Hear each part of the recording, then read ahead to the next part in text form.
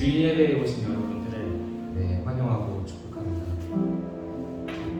오늘은 그 태환 선생님 대신에 제가 찬양 인도를 대신 맡게 되어서 서툴지도 모르고 그러겠지만 이 찬양의 시간을 통해서 동일한 은혜가 있기를 간절히 소망합니다.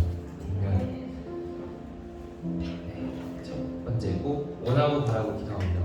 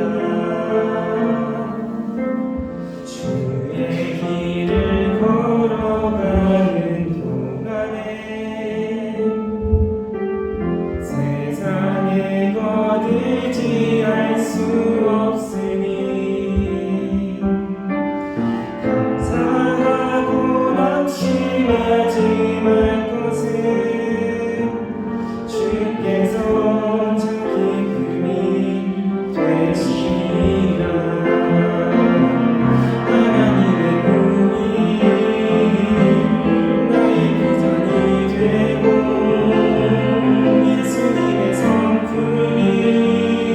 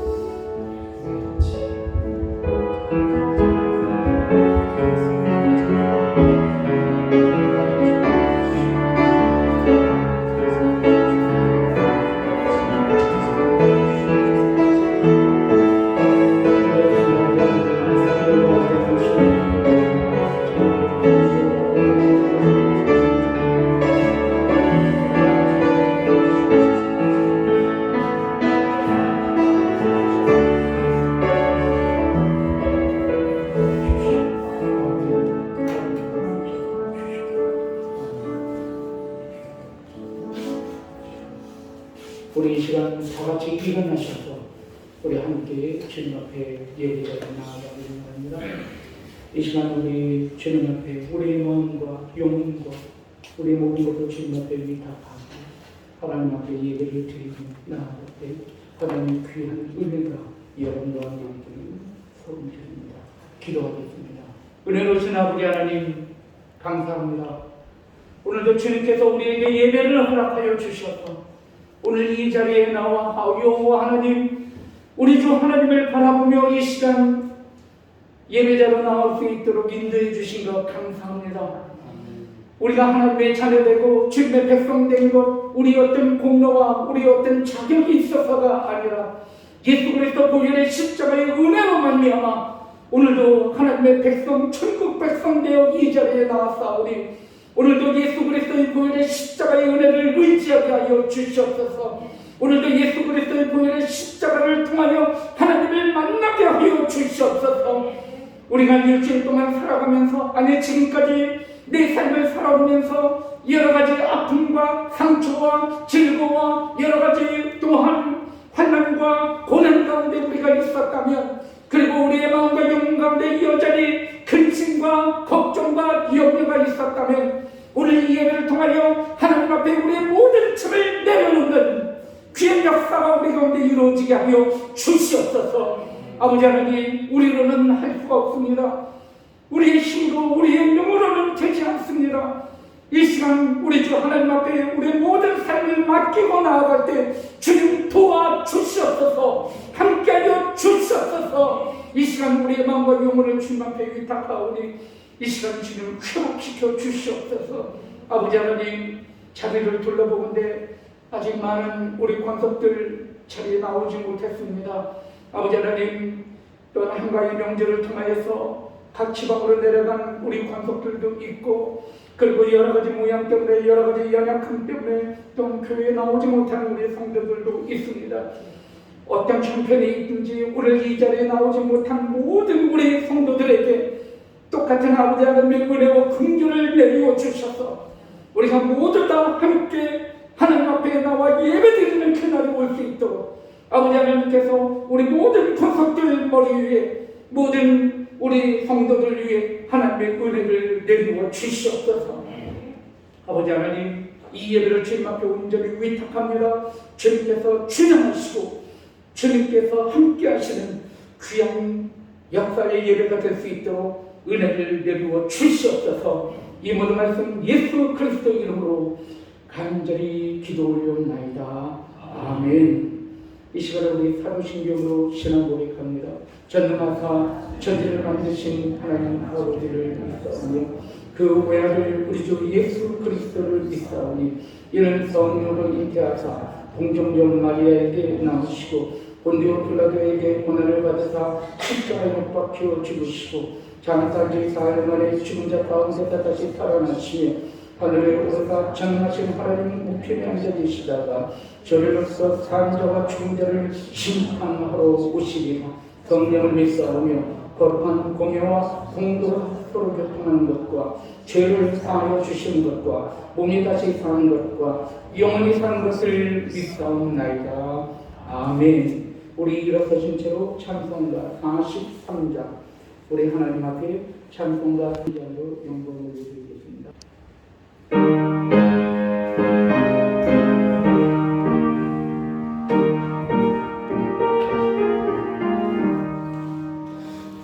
즐겁게 간직하는 반갑고 좋은 날 내 마음을 편케 하니 즐겁고 기쁜 날 이 날을 전하니 하고자 앞에서 참되신 삼위일체 다 찬송 부르네.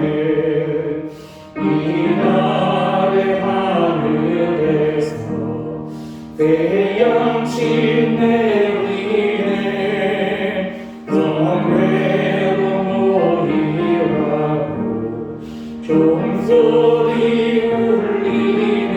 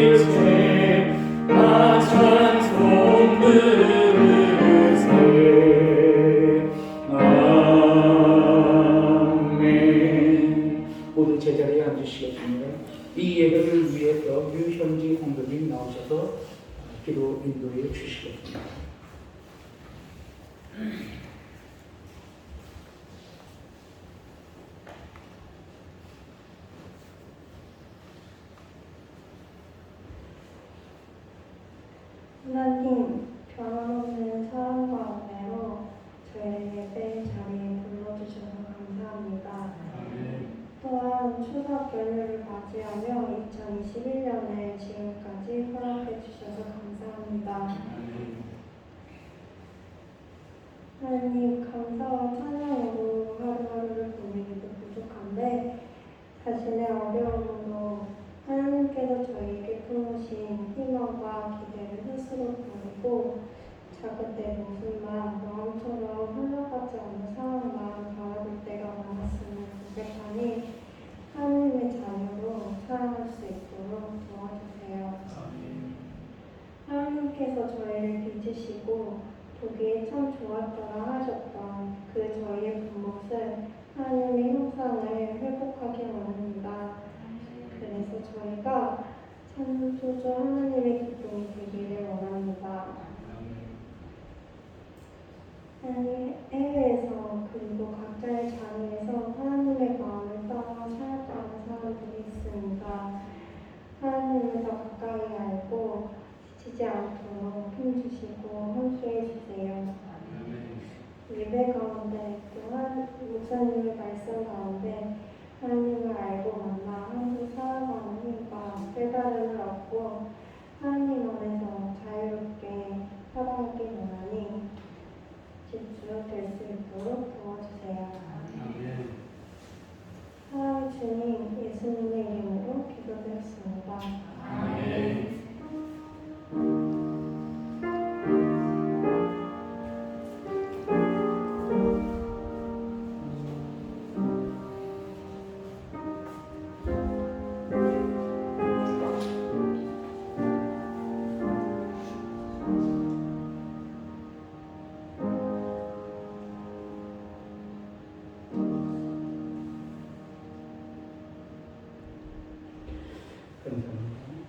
이 시간에 하나님께서 우리에게 주신 말씀은 마태복음 14장 22절부터 23절까지 말씀입니다. 하나님께서 오늘 우리에게 주시는 말씀은 마태복음 14장 우리 함께 말씀해 주실 때 14장 22절부터 우리 33절까지 말씀을 함께 기록하고 있습니다. 제가 먼저 한 절 읽고 여러분 한 절 읽고 말씀을 기록하겠습니다. 제가 먼저 읽겠습니다. 예수께서 즉시 제자들을 재촉하사 자기가 무리를 보내는 동안에 배를 타고 앞서 건너편으로 가게 하시고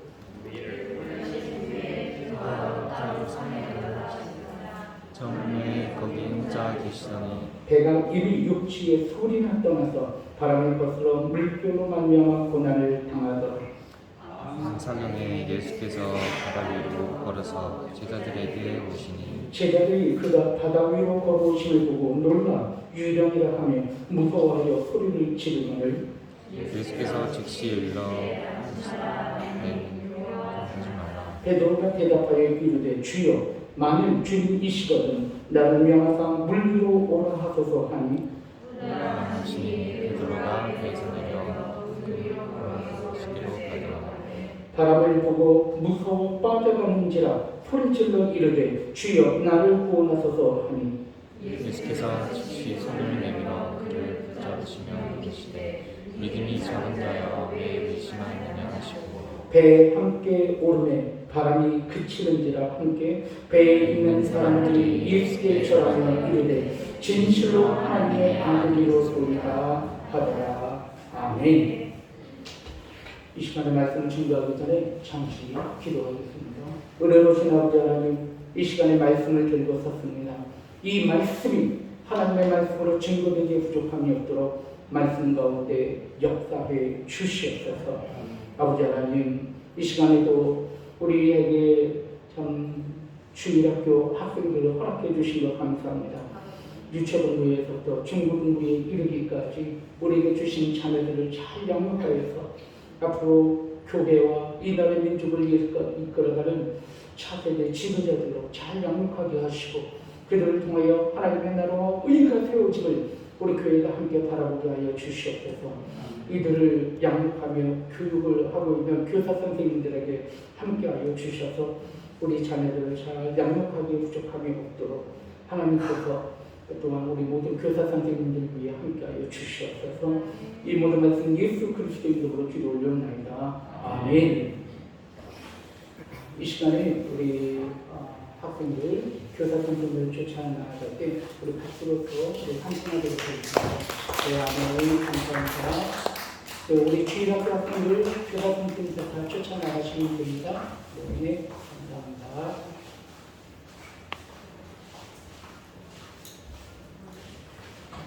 우리 이 시간에 저와 함께 인사 나누는 시간을 갖겠습니다. 인사하실 때 주님의 이름으로 사랑합니다. 축복합니다. 우리 인사하겠습니다. 시작. 주님의 이름으로 사랑합니다. 축복합니다. 아멘. 할렐루야.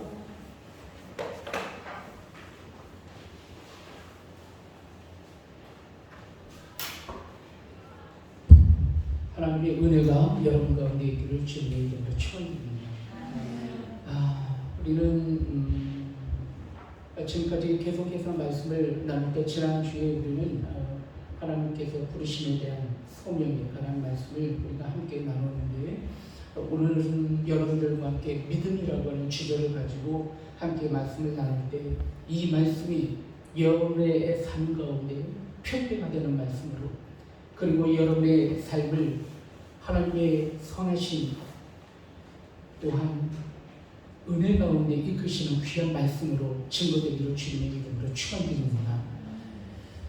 오늘은 여러분들과 함께 말씀을 나눌 때 물리로 오라라고 하는 그런 제목을 가지고 말씀을 나누려고 하는데 오늘 이 말씀을 우리가 잘 이해하기 위해서는 말씀의 배경을 먼저 우리가 알아야만 합니다. 오늘 말씀은 예수 그리스도께서 제자들을 향하여서 주님께서 말씀하셨던 말씀이 오늘 물리로 오라라고 하는 그런 말씀이셨고 그리고 오늘 말씀을 통해서 예수 그리스도 그분이 누구신지에 대해서 오늘 말씀을 우리에게 증거하고 계신데 오늘 이 여러분들이 읽으셨던 그런 말씀들은 너무나도 여러분 잘 아는 말씀이에요. 예수 그리스도께서 바다 위를 걸으셔서 풍랑 가운데 있었던 제자들을 구원하신 사건 그 사건이 여러분들과 오늘 제가 읽은 말씀이에요.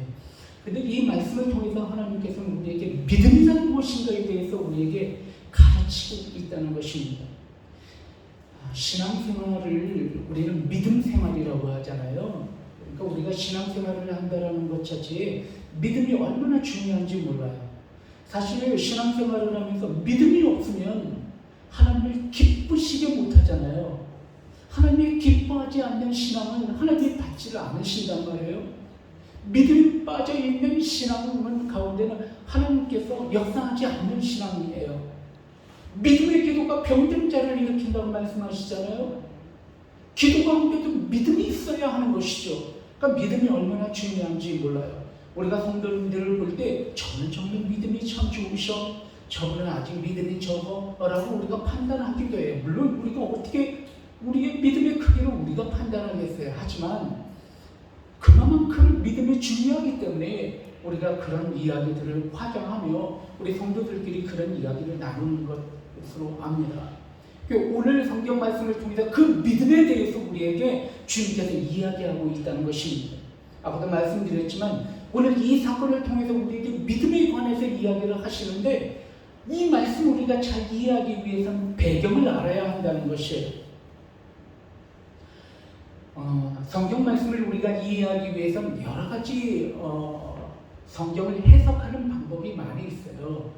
그 중에서 우리는 문서 비평학이라고 하는 그런 어떤 신학의 장르가 있어요. 그것은 뭐냐면 성경 말씀이 우리에게 준 역사적인 배경이라든지 아니면 문체라든지 아니면 성경 말씀이 우리에게 주는 어떤 의미들을 우리가 낱낱이 쪼개고 파악하고 붙이고 하여서 정말 그 말씀이 우리에게 주시는 의미가 깨달음이 무엇인지를 연구하는 것이 그게 문서 비평이에요. 근데 그 문서 비평학 중에서 어떤 큰 포지션을 차지하고 있는 것이 있는데 그것은 뭐냐면 하나님께서 우리에게 말씀을 주셨을 때 오늘 이 마태복음을 우리에게 주셨잖아요. 근데 이 마태복음 말씀 14장 오늘 말씀을 주셨을 때 이 14장 안에 나오는 내용들이 쭉 있단 말이에요.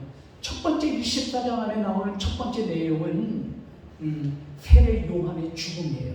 그리고 두 번째 사건은 뭐냐면 오병이의 역사, 5,000명을 먹이신 역사가 두 번째 나오고, 그리고 오늘 세 번째로 이 사건, 풍랑을 만난 제자를 구원하는 이 사건이 세 번째로 나오는 것이에요. 성경 말씀을 왜 이렇게 나열했을까? 하나님께서 우리에게 이 귀한 생명의 말씀을 우리에게 주셨는데, 이런 순서를 나열해서 우리에게 성경 말씀을 주신 데는 이유가 있다는 거예요. 괜히 하나님께서 우리에게 말씀을 주셨대 아무렇게나 써서 우리에게 주신 것이 아니라는 거예요. 하나님께서 우리에게 말씀을 주셨을 때 이 순서대로 기록하신 것은 그 순서를 통해서도 우리에게 이야기하고자 하시는 메시지가 있다는 거예요. 믿으시면 아멘. 여러분, 그래서 오늘 여러분들과 함께 오늘 이 마태복음 14장을 나누면서 첫 번째 사건이 뭐냐면 세례 요한의 죽음이에요. 세례 요한이 누구입니까? 세례 요한은 예수 그리스도께서 이 땅에 오실 것을, 그리고 예수 그리스도 메시아는 어떤 분이심을 증거한 분이 세례 요한이에요. 예수 그리스도께서 이 세례 요한을 바라보면서 뭐라고 이야기하냐면 이 땅의 난자 중에서 가장 큰 자가 세례 요한이다라고 이야기를 하고 있어요. 예수님께서 세례 요한을 인정해 주신 거예요. 왜냐하면 이 세례 요한이 장차 온 인류를 구원하신 예수 그리스도를 미리 증거하고 예수 그리스도의 그 길, 그 첩경의 길을 예비한 분이기 때문에 그래요. 그런데 그 세례 요한이 죽었어요. 그 사건이 14장 첫 번째 사건으로 나오는 거예요.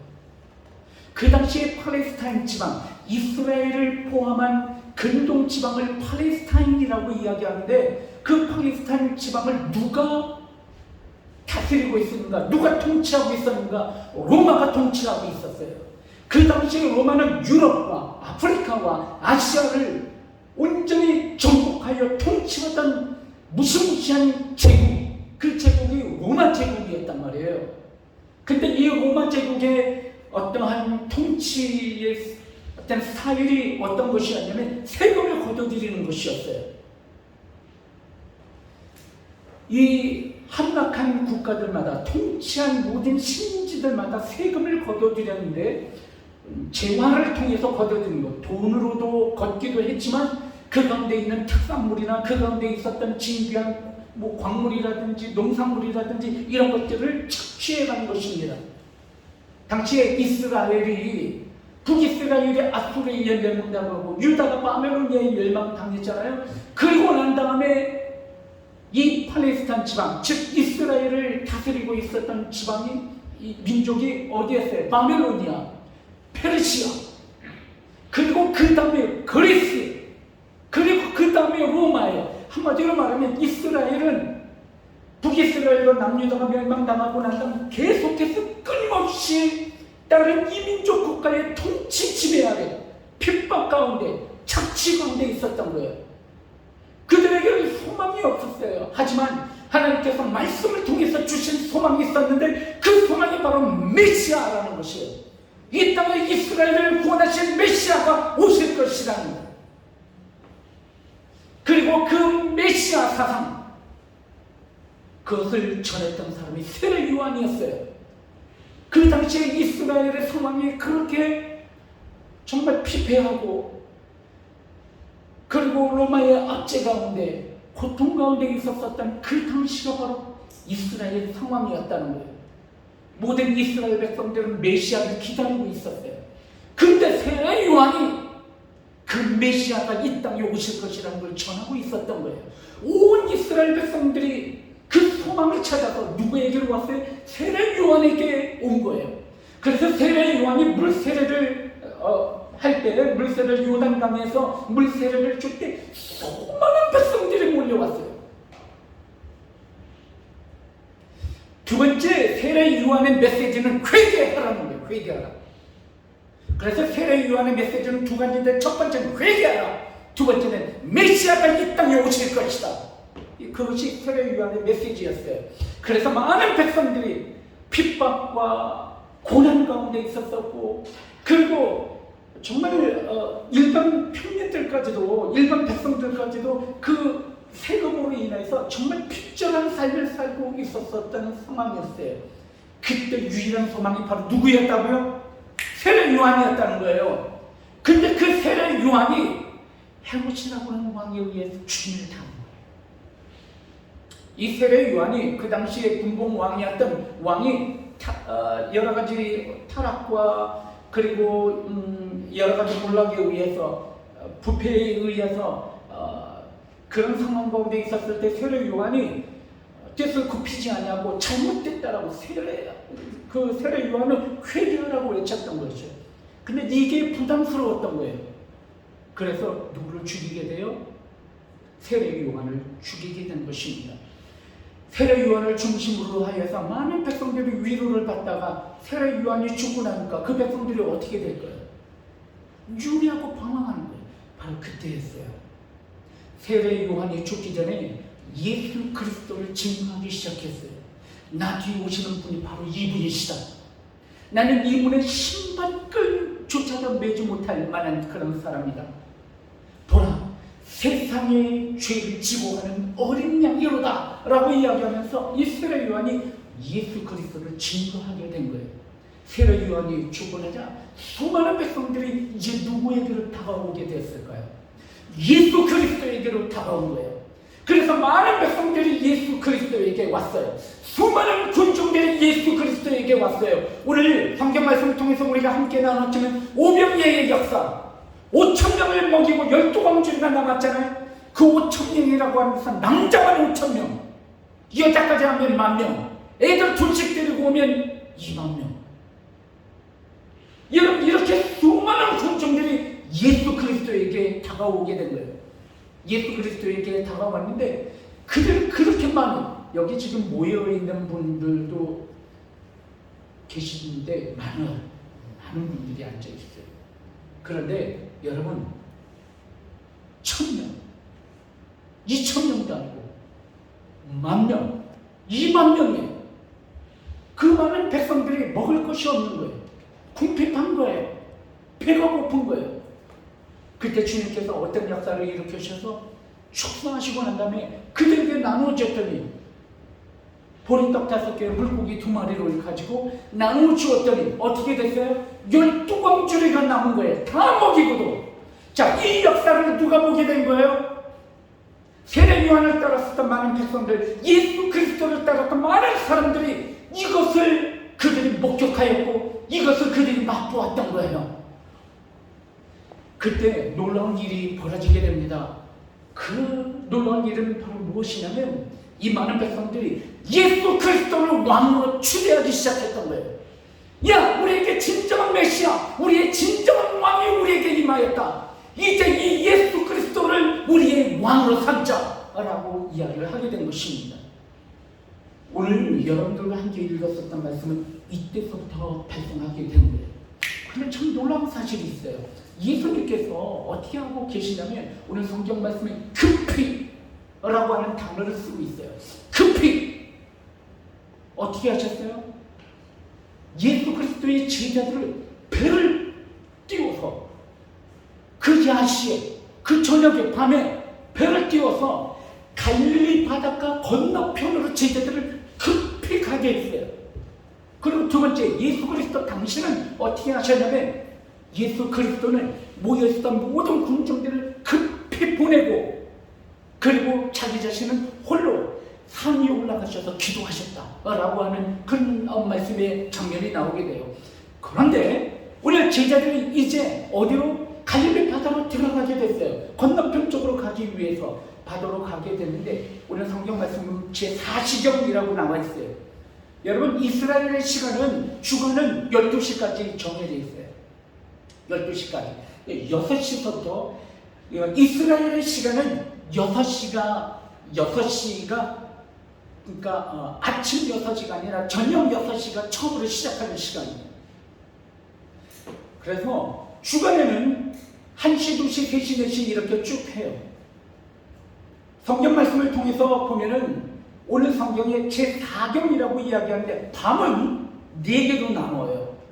그래서 저녁 6시부터 저녁 9시까지가 1경이에요. 그리고 저녁 9시부터 저녁 밤 12시가 2경이에요. 그리고 밤 12시부터 새벽 3시까지가 3경이에요.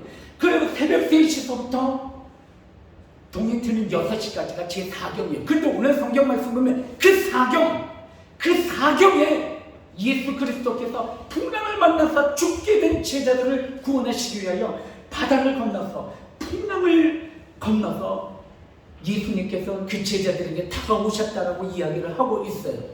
여러분, 4경이라고 왜 강조를 하게 되냐면 4경을 가장 깜깜할 때, 여러분 아시죠?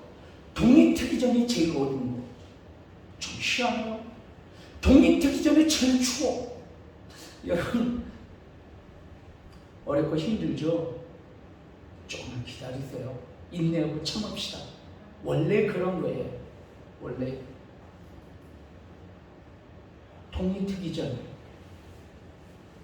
밝아 오기 전 가장 춥고 어두운 거예요. 오늘 성경 말씀의 제4경에 예수 그리스도께 그들에게 찾아오셨어요. 그들에게 찾아와 주셨는데 이 제자들이 유령인가 하여서 의심하여 베드로가 이렇게 이야기합니다. 주님, 만약에 예수 그리스도 당신이시라면 나를 이 바다 위를 거르게 하셔서 당신께 가게 해주세요 라고 이야기하자 주님께서 말씀하시는 거예요. 오라! 물리로 오라! 라고 명령하고 계십니다. 그때 베드로가 주님께로 다가갔어요. 걷다가 갑자기 베드로가 주위의 바람을 보고 풍랑을 보고 무서워하여 점점 빠져갈 때 주님께서 그를 일으키시면서 구원하시면서 이렇게 말씀하시죠. 왜 의심하였는가? 믿음이 연약한 자요 라고 책망하시면서 예수 그리스도께서 베드로와 함께 배 위에 올라갔었을 때 풍랑이 잔잔해졌고 바로 그 배 위에 있었던 모든 제자들이 이 사건을 바라보면서 예수 그리스도 당신은 진정한 하나님의 아들이십니다 라고 선포했다 라고 하는 말씀이 여러분과 읽은 오늘 본문의 말씀이에요. 사랑하는 성도 여러분, 오늘 이 본문의 말씀을 통해서 우리에게 주시고자 하시는 메시지가 있다는 거예요. 이 첫 번째 우리에게 주시는 메시지가 있는데, 첫 번째 메시지는 예수 그리스도 그분은 누구신가에 대해서 이 말씀을 통해서 우리에게 이야기하고 있다는 사실입니다. 예수 그리스도 그분은 누구이신가요? 제가 오늘 이 말씀을 준비하면서 여러 가지 생각을 하다가 이런 생각을 하게 됐어요. 여러분 혹시 이단이나 혹시 많은 사람들 중에 혹시 우리도 어떤 때는 왜 하나님으로는 안 되지라고 하는 생각 혹시 해본 적 있으세요? 왜 꼭 예수 그리스도가 계셔야 되는 거야?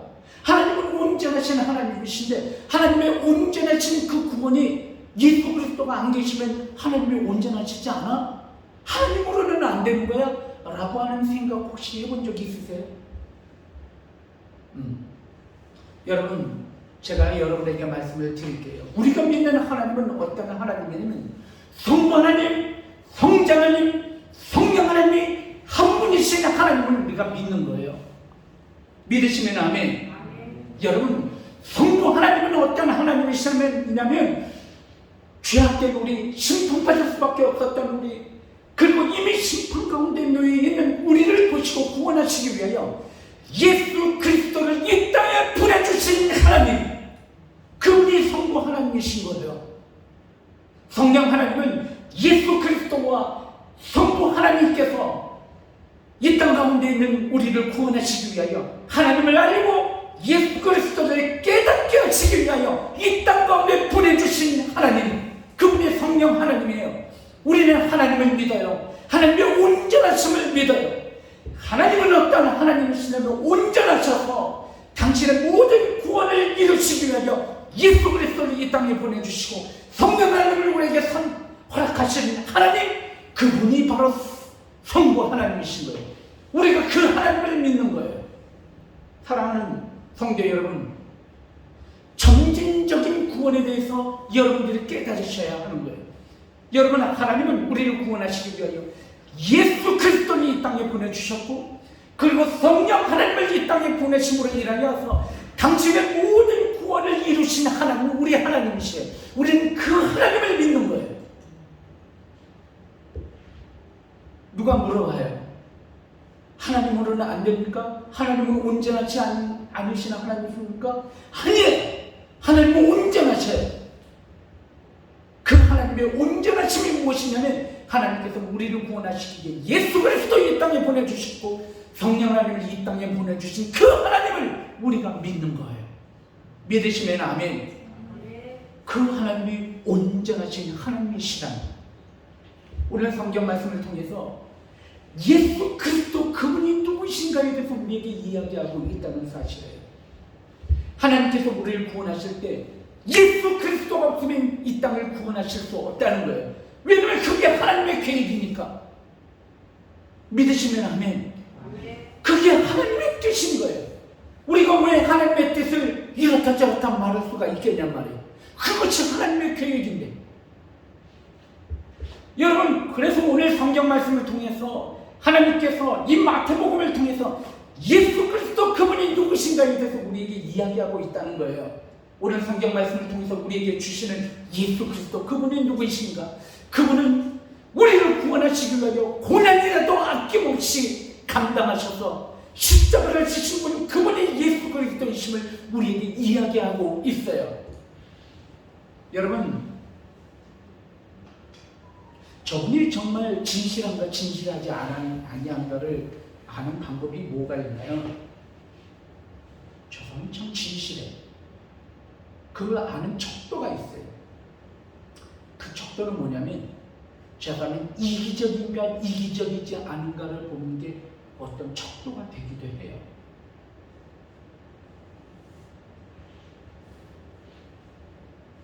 자기 몸을 사리지 않는 것이죠. 무엇을 위해서? 옳은 일을 위해서. 그게 바른 사람의 그러한 모습의 태도예요. 예수 그리스도 그분이 옳은 분이시라는 것을 우리가 어떻게 하냐면 예수 그리스도는 자기를 아낌없이 옳은 길, 바른 길, 가야 할 사명의 길을 걷기 위하여 고난이라도 아낌없이 받으신 분이라는 사실이에요. 자, 여러분, 오늘 아까 우리가 성경 말씀을 나누면서 한 가지 이상한 걸 하나 발견했죠. 그것은 뭐냐면 예수 그리스도께서 많은 군중들을 파하시고 급히 서둘러 파하시고 그리고 제자들을 갈릴리 건너편으로 급히 급한 시간에 내보낸 거예요. 자, 여러분 한번 생각해 보세요. 요새 대선 때문에 뉴스를 보면은 아주 정치 지도자들이 그냥 막 대선 후보들이 각종 어떤 자기들의 어떤 정치적인 활동이 텔레비전에 계속 방영되는 것을 보게 됩니다. 어떤 유력한 후보가 경주에 내려갔더라고요. 경주에 내려가니까 많은 사람들이 몰려들어서 그 사람을 이용하면서 누구 대통령 막 그러면서 그래요. 그리고 많은 사람들이 따르자 그 후보는 굉장히 상기된 얼굴로, 고무된 얼굴로, 그리고 어깨에 힘이 들어가는 그런 모습도 봤고, 그리고 그를 따르는 스태프들이 굉장한 어떤 시너지를 받는 거예요. 막 힘을 받고 용기를 막 받고 그런 장면을 봤어요.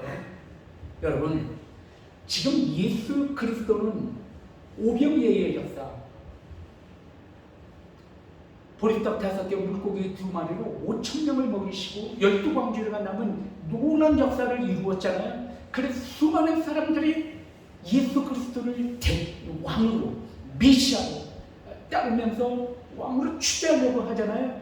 만약에 예수님께서 그냥 일반 본부요, 만약에 그냥 그러한 어떤 한 세상에 한번 자기 이름을 내고자 했었던 어떤 그런 정치인이었다면 어떻게 했을까요? 수많은 군중들 파지 않았겠죠. 오히려 그 사람들과 함께 쓰려고 했겠죠. 그를 따르는 12명의 제자들에게 뭔가 시너지 효과를 주고 뭔가 그들을 이루기 위해서라도 예수님의 제자를 그 무리들과 함께 있게 하려고 하겠죠. 근데 보면 오늘 예수님은 그렇게 하고 있지 않다는 거예요. 이상해요. 예수님은 오늘 막 서둘러서 마치 활짝 놀라는 그런 것처럼 뭔가 안 될 일이 벌어지는 것처럼 예수님은 어떻게 하고 있어요?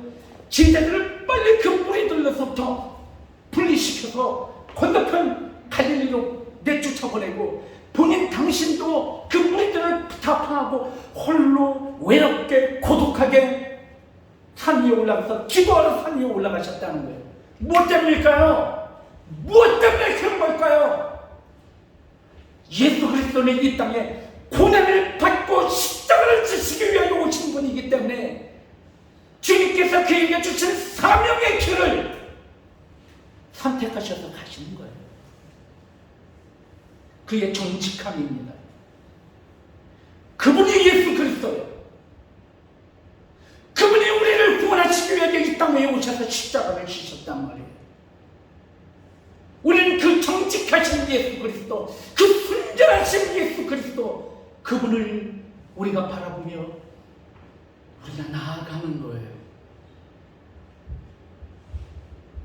오늘 이 성경 말씀을 통해서 우리에게 또한 주시는 말씀이 있는데, 그것은 주님은 제자들이 자신 누구인지 끊임없이 가르치시고 훈련하셨다는 거예요. 또 예수님은 자기를 드러내는 것을 감추시지 않으셨어요. 예수님은 끊임없이 하나님의 나라와 의와 천국과 영생과 그리고 예수 그리스도 당신 누구신지를 계속해서 드러내 보이셨어요. 그런데 예수 그리스도께 보여주셨던 당신이 누구신지를 보여준 쪽 훈련했었던 모습 중에 하나가 뭐냐면, 이 제자들이 영광을 위하여 십자가를 지지 말라라고 이야기를 하고 있다는 사실이에요. 오늘 주님께서 그들을 파시면서 자기 자신을 드러내면서 내가 누구인지를 바라보면서 이렇게 말씀하시는 거예요. 너희가 진정으로 내 제자가 되려거든 자기 십자가를 지고 자기를 부인하고 나를 쫓아야 할 것입니다. 말씀하고 계신 거예요. 십자가를 지는 예수 그리스도를 훈련하고 있다는 사실입니다. 예수 그리스도의 제자들은 예수 그리스도께서 승천하시고 난 다음에 제자들에 의해서 뭐가 세워지나요? 교회가 세워진 거예요. 그리고 그 교회가 가야 할 길에 대해서 주님께서 제자도를 가르치면서 이야기하시는 거예요. 교회는 무엇을 해야 되는가? 교회는 자기 십자가를 지고 자기를 부인하고 주님을 온전히 쫓는 게 교회다라고 이야기를 하고 있다는 사실이에요.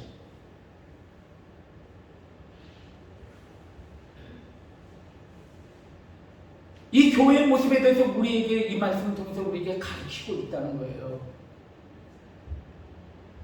현대의 교회가 세상으로부터 지탄을 받고 있는 이유는 십자가를 지지 않으려고 하는 거예요. 십자가는 고난의 십자가예요. 희생의 십자가예요. 생명을 구원하기 위하여 아낌없이 낮아지는 그 십자가의 모습이 교회가 잃어버렸다는 거예요. 오늘 주님께서는 제자들에게 본인 스스로 십자가를 지시는 당신의 모습을 보여주시면서 제자들을 지금 양육하고 훈련하고 있는 거예요. 십자가를 질 때, 교회가 십자가를 질 때, 성도가 십자가를 질 때 그 가운데 부활의 능력이, 생명의 능력이, 영생의 능력이 그 가운데 일어남을 우리에게 가르치고 있다는 것이에요. 교회가 십자가를 지지 않냐고 세상의 부귀와 세상의 모든 영광과 세상의 모든 것들을 취하려고 할 때 교회가 부패하는 거예요. 교회가 권위를 잃어버리는 거예요. 여러분, 우리가 어려운 시절에 교회에 왜 나왔습니까? 우리가 어려웠던 시절에 우리가 왜 교회를 주목했습니까? 그럼 교회가 세상과 달랐기 때문입니다. 교회가 세상과 달랐기 때문에 우리가 교회에 나온 것입니다. 교회 가운데 예수 그리스도의 모습이 있었기 때문에 세상은 권력을 가지고 있고 힘이 있고 많이 배우고 많이 가진 자를 존대하는 것이 세상이지만 교회는 그렇지 않단 말이에요.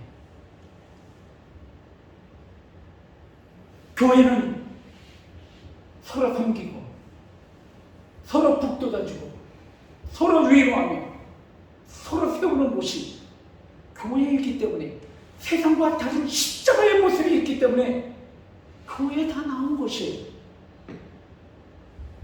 여러분, 오늘 예수 그리스도는 당신의 모습을 통하여서 그 교회의 모습을 우리에게 보여주시고 있는 거예요. 그래서 주님께서는 그래서 공동체 생활을 하신 거예요. 12 제자를 데리고 같이 먹고 같이 잠자고 같이 다니시면서 스스로 자기 자신의 모습을 통해서 제자로서 훈련하신 거예요.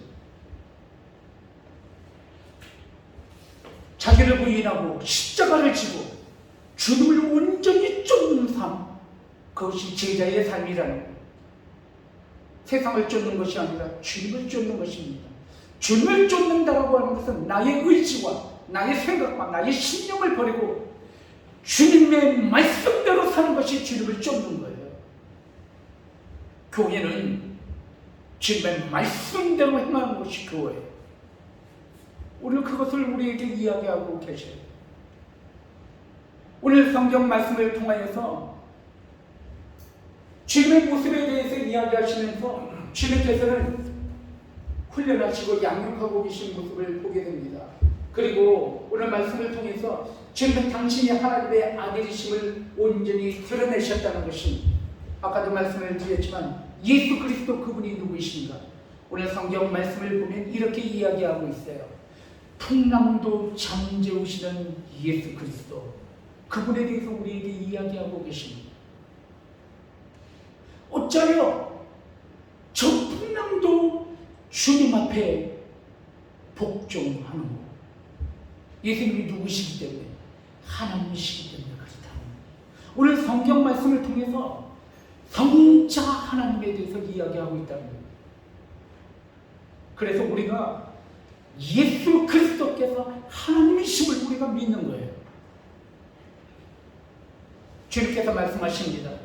너희는 어찌하여 나를 보았음에도 불구하고 왜 하나님을 보여달라고 하느냐? 나를 본거로 너희가 하나님을 보았다 라고 말씀하고 계셔요. 그러므로 여러분, 예수 그리스도 그분이 누구이신가? 그분은 우리를 구원하시기 위하여 이 땅에 오신 하나님, 그분이 바로 예수 그리스도이심을 이 사건을 통해서 우리에게 이야기하고 계시는 거예요. 제가 미국에서 목회할 때 어느 분이 이런 이야기를 하시더라고요. 저는 물리로 사람이 걸었다는 걸 믿을 수 없습니다. 아니, 어떻게 예수님이 그 밤에 바다를 건너서 어떻게 제자들을 타고 왔다는 거예요? 어떻게 그걸 믿을 수 있습니까? 그건 성경에서 빼십시다. 그건 빼고 우리가 믿읍시다 라고 이야기를 하는 사람이 있었다는 거예요. 근데 미국에서 제가 목회할 때 그를 바라보면서 그렇게 말씀하셨다는 게, 저와 함께 같은 지역에서 목회하는 목사님이 그에게 이야기를 했다는 거예요. 내 말씀이라 사람은 할 수 없죠. 사람은 바다를 건널 수 없죠. 예수님이니까 하시는 거죠. 믿으시면 아멘. 그 단순한 말에 저 너무 감동이 됐어요. 그렇다. 사람은 안 되지만 예수님이니까 된다. 왜냐하면 예수 그리스도는 이 땅에 오신 하나님이시기 때문이다. 그분이 나를 사랑하셔서 십자가를 대신 지시고, 그 하나님이 나 같은 죄인을 위해서 온통 피를 흘리시고 나를 구원해 주신 예수 그리스도, 그분이 나의 메시아이기 때문에 내가 얼마나 큰 은혜를 받았는지 내 일평생 동안 감사하며 내가 살아야 할 감사의 조건이 예수 그리스도이심을 내가 이 말씀을 통해서 깨달았습니다. 그렇게 이야기하는 것을 들었어요. 오, 맞다. 그런 생각이 정말 들었습니다. 여러분, 오늘 성경 말씀을 통해서 우리에게 이야기하는 건 예수 그리스도 그분이 누구신가에 대해서 우리에게 이야기하고 있다는 사실입니다. 오늘 여러분들은 이 십자가 밑에 있는 거예요. 이 십자가의 의미가 뭔지 아시잖아요. 하나님이 나 같은 죄인을 구원하시기 위한 십자가를 진 사건. 우리가 때로는 고난 가운데, 어려움 가운데, 낭만과 좌절 가운데 걱정과 근심과 염려 가운데 있겠지요. 그러나 우리는 새로운 희망과 소망을 다시 우리는 갖고 일어서는 거예요. 왠지 아세요? 큰 하나님의 사랑이 나에게 임했기 때문에. 그래서 나에게 소망이 있는 거예요. 우리가 살다 보면 어려운 일 다 있지만 그거 아무것도 아닌 거예요. 내가 너무 큰 사랑을 받았기 때문에. 그래서 오늘은 이길 수가 있는 거예요. 오늘 성경 말씀을 통해서 우리에게 또한 말씀을 통해서 우리에게 이야기하실 때 예수 그리스도께서는 우리에게 참 믿음을 요구하고 계시다는 사실을 저도 오늘 이 말씀을 준비를 하면서 참 중요한 말씀이다라는 생각이 들었어요. 왜냐하면 믿음 참 중요합니다. 아까도 얘기했지만 믿음이 없이는 하나님을 기쁘시게 못해요. 그래서 믿음에 관한 이야기를 좀 말씀을 드릴게요. 믿음이란 무엇인가에 대해서 우리가 이야기할 때 이런 예화를 참 많이 제가 드렸고 그리고 정말 맞다는 생각이 들어져요. 어떤 예화냐면 한번 잘 들어보세요. 어떤 아이가 있었는데 이 아이가 한 5살 정도 된 걸까요? 한 6살 정도 됐을까요? 그 정도 됐어요. 이 어린아이의 특징은 뭐예요? 높은 데 올라가는 게 특징이에요. 그죠? 끊임없이 올라가는 거예요. 끊임없이. 텔레비전에도 올라가고 뭐 유준이 대단했죠? 박정은 지사님 아들도 아마 대단했을 거야. 무조건 올라가는 거예요. 어디든지. 이 아이가 어디에 올라갔냐? 나무 위에 올라갔어요. 높은 나무 위에 올라간 것입니다. 애들은 높아지기를 원하는 뭐 어떤 본능인가요? 하기야 뭐 어떤 때는 보니까 이게 뭐죠? 이게 보자기를 여기다가 내고 슈퍼맨처럼 높은 데서 막 뛰고 어떤 애들은 빌딩에서도 뛰고 해가지고 뭐 지금 불상사가 일어나고 그러는데 어쨌든 간에 아이들은 막 올라가는 거예요. 나무에 올라갔어요. 올라가는 것까지는 좋은 거예요. 너무 올라간 거예요. 이제 밑을 내려보니까 내려갈 수가 없는 거예요. 너무 높이 올라와서 무서워서 이 아이가 이 나무에 매달려서 울기 시작하는 거예요. 누구를 불러요? 엄마를 부르기 시작합니다. 엄마 나 좀 살려줘. 나 좀 살려줘. 엄마 엄마가 외출했다가 보니까 애가 우는 소리가 들려가지고 막 콩깍하고 지금 애 소리 애가 어디서 나나 가봤더니 이 녀석이 나무 꼭대기에 올라간 거예요. 엄마 어떡해. 그럴 때 엄마가 무엇 합니까? 두 팔을 벌리는 거예요. 뛰어내리라는 거예요. 뛰어내리라는 거예요. 그때 그 아이는 망설임이 없어요. 주저함이 없어요. 엄마를 신뢰하게 되는 거예요. 가인은 어머니를 향해서 뛰어내리는 거예요. 그때 엄마는 어떻게 하냐? 아이를 받아주는 것입니다. 이게 믿음이라는 거예요. 이게 믿음이라는 거예요. 우리의 삶이 그렇잖아요. 항상 높아지려고 했고 항상 가지려고 했고 항상 커지려고 했다가 어느 날 우리가 너무 커졌고 너무 높아졌고 너무 비대해졌었던 나 그것으로 인해서 많은 문제들이 생기잖아요. 어떤 때는 우리가 이제 내려놓아야 할 때 그때 문제가 생기는 거예요. 그때 주님께서 우리를 향해서 이야기하십니다. 뛰어내리라는 거예요. 내가 너와 함께 하겠다는 거예요. 이때 믿음이 있는 자녀는 뛰어내리는 거예요. 누굴 믿고? 엄마를 믿고. 하지만 믿음이 없으면 어떻게 할까요? 거기에 그냥 매달려 있는 거예요. 그리고 일평생 동안 고통 가운데 사는 거예요. 여러분 오늘 믿음에 대해서 우리에게 우리의 이 이야기를 우리가 함께 나누면서 믿음이란 무엇인가에 대해서 우리가 이야기 나눴잖아요. 그래서 믿음은 우리의 결단이고 우리의 의지며 용기일 수 있어요. 그런데 한 가지 문제가 있는 거예요. 자 여기 컵이 하나가 있는데요. 이 컵을 믿기 시작하는 거예요. 이 컵을 믿는 거예요.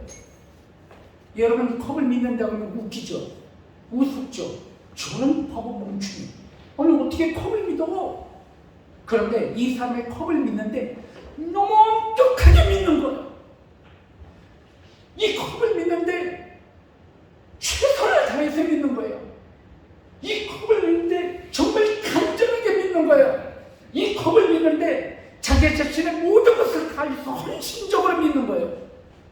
이 컵만 없으면 그의 헌신, 그의 절박함, 그의 철저함, 그의 어떤 신념과 의지를 보면 너무 존경스러워, 너무 훌륭해, 너무 훌륭한 거예요. 하지만 그 믿음의 대상인 이 컵을 한번 바라보세요.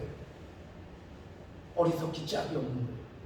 아무리 우리가 열심히 최선을 다하여 우리 모든 신념을 바쳐서 훌륭하게 아무리 믿어도 컵을 믿는다면 이 컵은 우리를 구원할 수 없다는 거예요.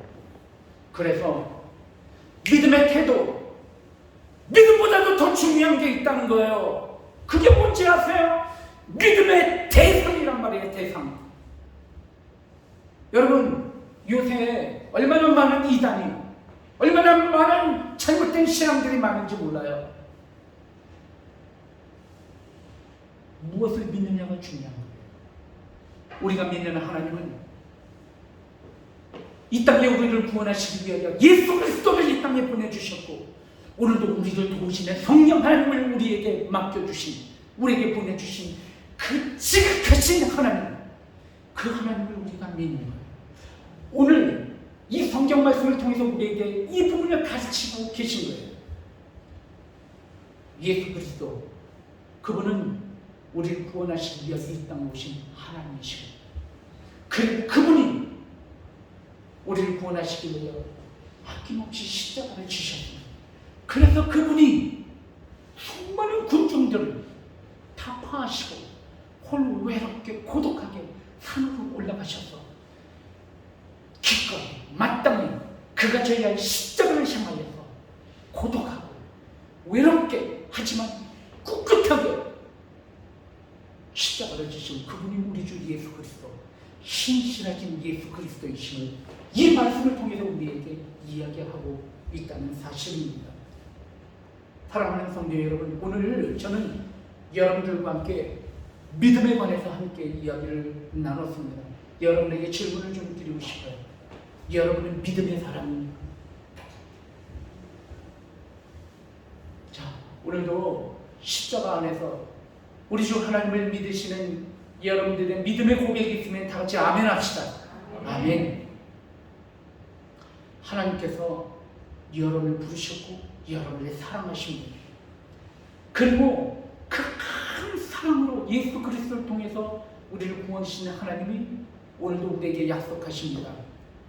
내가 세상 끝날까지 너와 함께 하리라. 너와 함께 하리라. 내가 너를 붙들리라. 그렇게 말씀하고 계시다는 사실입니다. 오늘 이 말씀을 우리가 붙잡고 늘 주님의 은혜에서 승리하시고, 힘들고 어려운 일이 있겠죠. 하지만 하나님은 오늘도 우리와 함께 하시는 하나님이 있어요.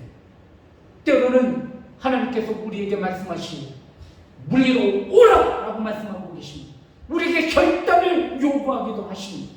그때 우리가 베드로가 주님을 향해서 물리를 걸었던 것처럼 주님을 바라보면서 승리하기를 원합니다. 여러분, 우리가 주님을 바라보면서 가다가 바람을 보고 파도를 보고 세상을 보고 다시 물에 빠질 때가 있어요. 그러나 그때도 주님께서는 우리에게 다가와 손을 내밀며 우리를 구원하시는 하나님이 우리 주 하나님이신 거예요. 그리고 우리를 향해서 책망하십니다. 믿음이 약한 자여 왜 의심하였는가 라고 우리에게 물어보고 있다는 것이, 사랑하는 성도 여러분, 여러분은 이제 풍랑과 바람이 부는 이 코로나 시대에 있어요. 이 코로나 시대에 주님께서 우리에게 말씀하시는 말씀이 있어요. 물리로 오라는 것이에요. 나를 바라보라는 것이에요. 그때 내가 너희의 물리를 걷게 하시겠다라고 말씀하고 계십니다. 바람과 풍랑을 바라보지 맙시다. 주님을 바라보면서 꿋꿋하게 나아가셨던 주님의 본받아 그 주님의 믿음의 본을 따라서 우리가 나아갈 때 하나님께서 오늘도 여러분과 함께 하시고 여러분을 구원하심을 바라보시면서 승리하실 수 있는 여러분 되길 주님의 이름으로 축원드립니다. 우리 다 같이 이 시간에 기도하기를 원합니다. 이 시간에 우리 함께 기도하실 텐데요.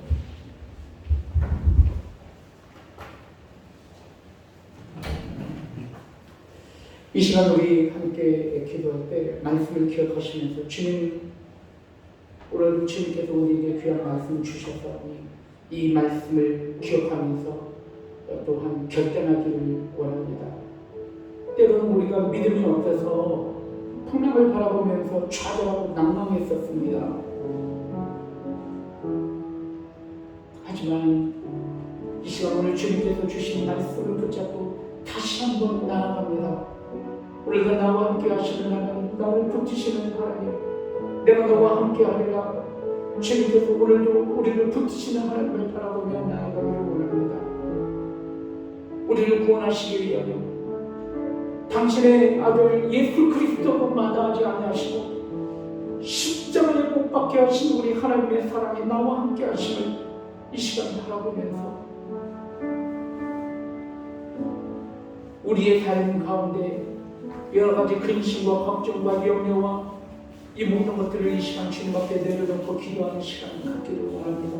나에게 큰 믿음 주세요. 도와주세요. 함께하여 주세요. 이 시간 주여 한번 외치시고 말씀을 기억하시면서 우리 하나님 앞에 믿음의 결단의 기도와 여러분의 또한 기도를 주님 앞에 올려드리는 기도를 갖기를 원합니다. 주여 한번 외치시고 기도하겠습니다. 주여 은혜로우신 아버지, 이 시간 된 주님 앞에 간절하게 우리는 아버지는 시민이요 주여 아버지 하나님 함께하여 주시오. 역사해 주시오. 우리는 부족합니다. 우리는 연약한 시험이겠습니다. 아버지 하나님 오늘도 주님께서 우리와 함께하시고 나아갈 때 아버지는 도와주시고 함께하여 주셔서 승리하게 부족함이 없도록 인도하여 주시옵소서. 아버지 하나님 주님 아버지 하나님 도와주시옵소서. 아버지 하나님 주님 앞에 나의 삶을 맡기는 지금까지 여기까지 우리를 인도하여 주시옵소서. 아버지 하나님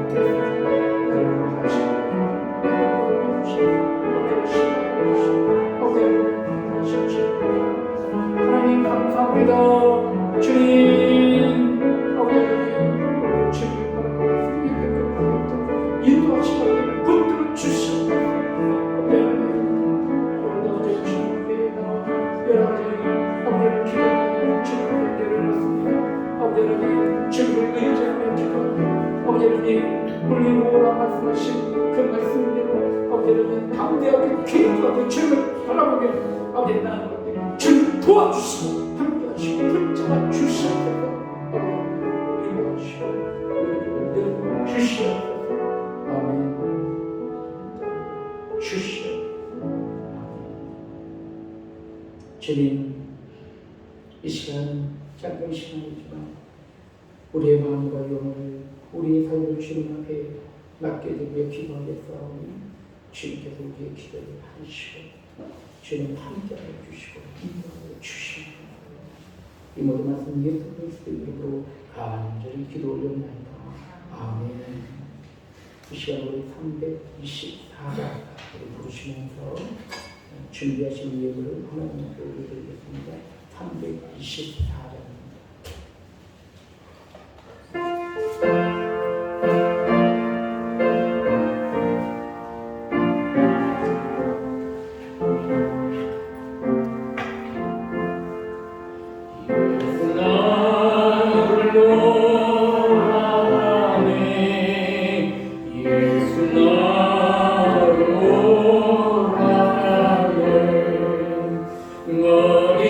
어디든지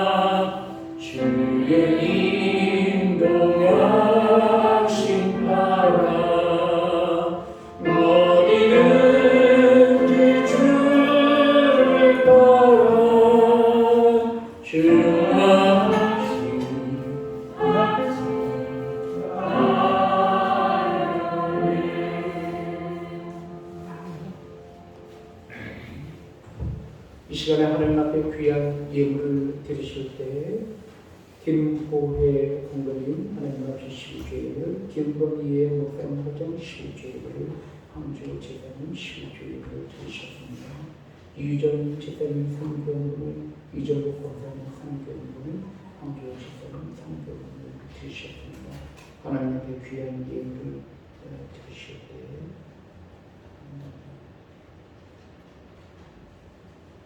이정복 권사님 하나님 앞에 감사 헌금을 권사에 감사합니다 드리셨습니다. 그리고 황교 제사님 감사함을 이성덕 임금지 성도님 감사함을 조병선 성도님 감사함을 드리셨습니다. 이승덕 형제님 외에 우리 모든 성도님들이 주 헌금을 주정 헌금으로 드리셨습니다. 드리는 위에 축복 기도를 드립니다. 주님 감사합니다. 이 시간에도 주님 앞에 귀한 예물을 드립니다. 이 예물은 주님을 향한 우리들의 믿음의 고백이며 신앙의 고백입니다. 물질이 남아서 드린 것이 아닙니다.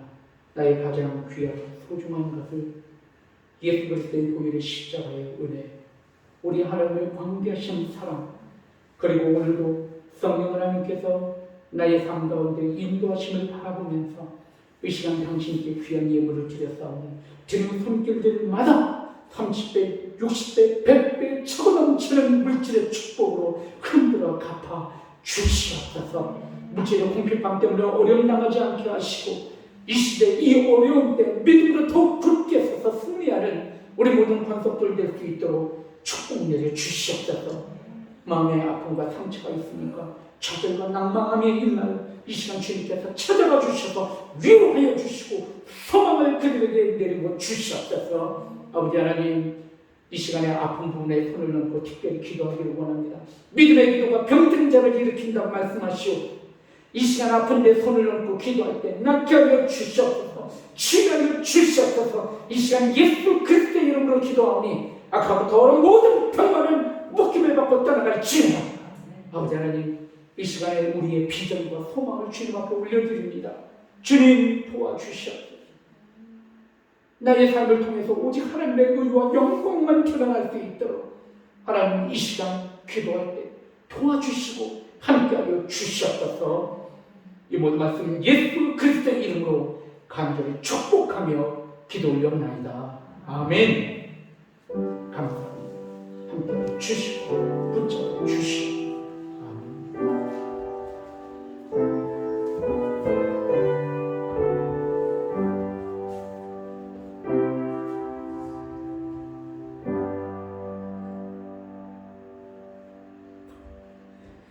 아멘. 감사합니다. 오늘 이렇게 또 주님 앞에 나온 여러분들과 하나님의 은혜와 축복이 있기를 주님의 이름으로 축원드립니다. 저희 교회 마지막 주는 청소하는 주입니다.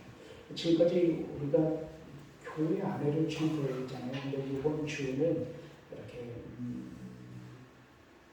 거리를 좀 청소하기로 합니다. 왜 이렇게 우리 교회 앞에 산에다가 수채화통 박스며 이렇게 버리고 가는지 모르겠어요. 교회 앞이라 마음이 편안해져서 그런지 모르겠지만 어쨌든 쓰레기가 너무 많아요. 그래서 다음 주는 예배 끝나면 좀 청소를 좀 할게요. 그리고 좀 이렇게 내려가다 보면 부녀의 사무실부터 우리 마을 들어오는 입구까지 쭉 다니면서 그리고 좀 청소하기로 원합니다. 제가 이 이야기를 제가 어저께 부녀의 사무실에 가가지고 송편지 빚었어요.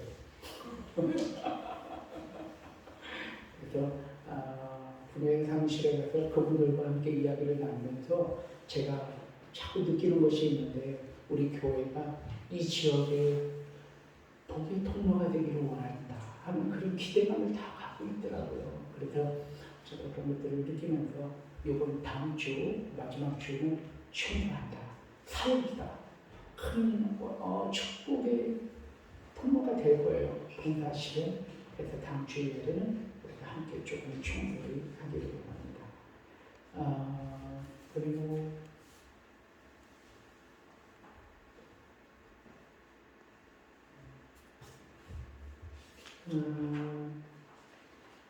우리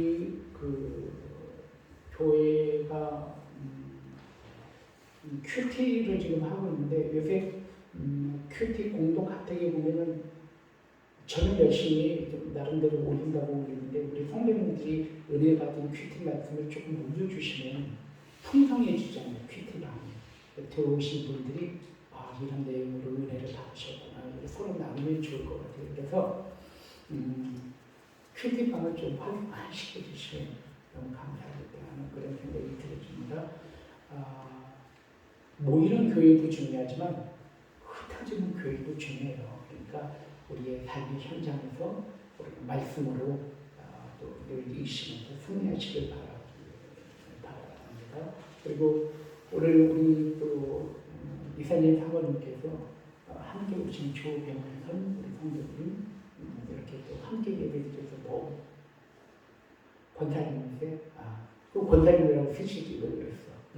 조병선 권사님 너무 반가워요. 너무 반갑고요. 늘 하나님의 은혜 가운데 승리하기를 바라고 우리 조병선 권사님 오셨으니 잘하였나이다. 우리 박수로 환영하겠습니다. 네, 감사합니다. 주님의 은혜 가운데서 승리하시기 바랍니다. 최근 명절이 이제 오늘부터 사실 실질적으로 시작이 되는 거예요. 다 타지로 가신 분들도 지금 많이 계신 것 같기도 하고 이제 그런데 여러분들도 가시기도 하시겠지만 운전 조심하시고 또 가셔서도 위로자가 되시길 바랍니다.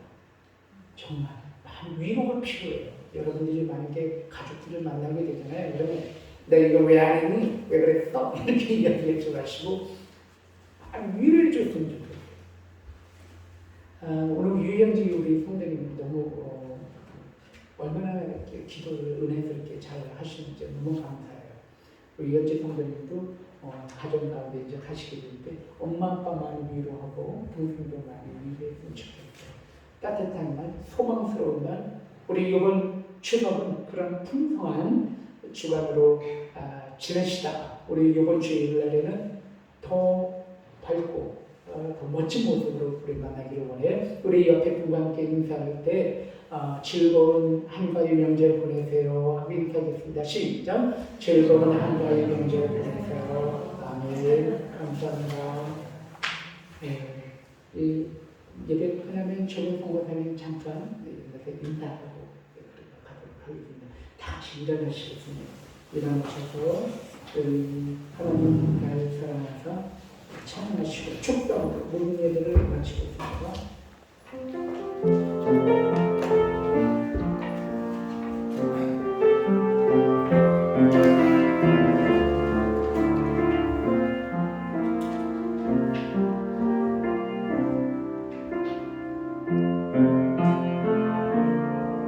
하나님 날 사랑하사 새 힘 주시네 커다란 시험에서 넘어지지 않도록 하나님 날 사랑하사 용기 주시네 세상의 유혹에서 승리할 수 있도록 힘 주시네. 우리 다 같이 두 손을 들어서 다시 한번 하나님 날 사랑하사 새 힘 주시네 커다란 시험에서 넘어지지 않도록 아멘. 하나님 날 사랑하사 용기 주시네 세상의 유혹에서 승리할 수 있도록 힘 주시네.